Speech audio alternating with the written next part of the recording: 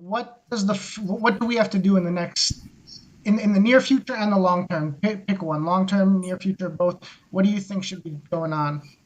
Okay, so what I was going to say is what the left does need to do. I said either you need to call the neoliberals, but how can that be, feasibly done?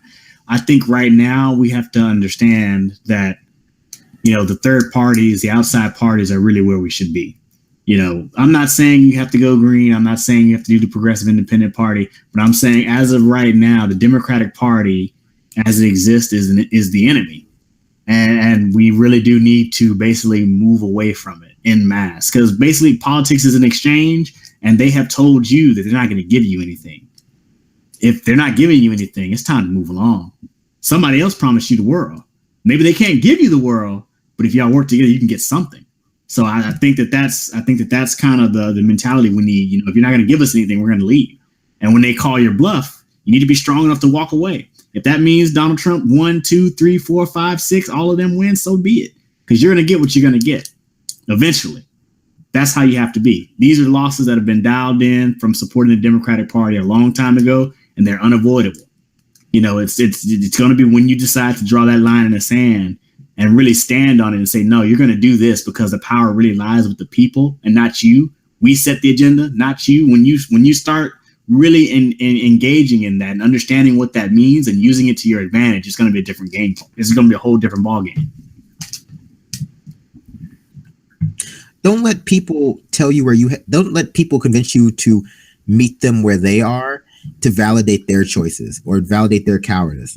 Because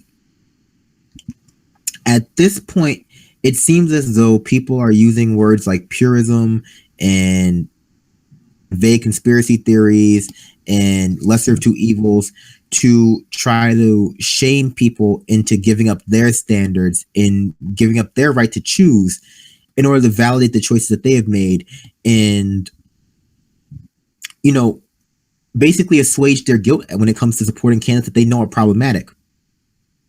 And so, make compromise where you can and stand up for what you believe in. Like Captain America once said, sometimes the world really is wrong. What do you do, when the world tells you to move? It's like, well, sometimes you plant your feet by the, like a tree by the river of truth and say, no, you move. And so, if you have to be a very, very vocal, very, very, radical minority that is the only one who is, pushing for certain things, even as the world tells you, no, you should have voted for Clinton because blah, blah, no, you shouldn't have voted for her. That's the position you have to take. And it may seem it may seem irrational by nature of the fact that you're standing there by yourself or relatively by yourself. But here's the thing. Sometimes the world is wrong. Easy thing to say, but it's true. Sometimes the whole world is wrong, but you, and you have to, kind of fight for what you believe in regardless. Well said. I would just urge everybody, being the least of the intellectuals on this panel, to think, ask questions, don't just buy into what you're hearing or what you're being told, because I think really when that's what we've been doing for way too long, and the more that continues, the more we go down that path, it's not leading us anywhere good. And I do think there's hope for the left, for progressives. I think that while everyone's up in arms or frustrated, at the same time, it gives us an opportunity, and we've seen multiple movements, some like, some don't like, but I think that the organizing can be done if we stop getting distracted by the bullshit. Oh yeah, I agree. I want to say, don't let Trump unify you. It's like if you're on the left, don't let Trump unify you, and if you are going to let Trump unify you, don't let Trump unify you under the Democrats. At least not they exist now.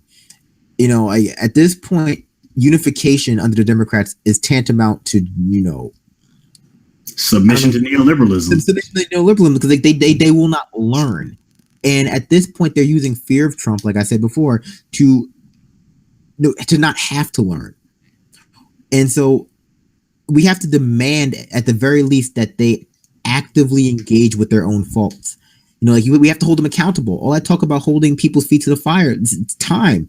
The best time to, like I said, like it's like the old saying, the best time to hold Hillary Clinton's feet to the fire would have been, 18 months ago. Time is right now.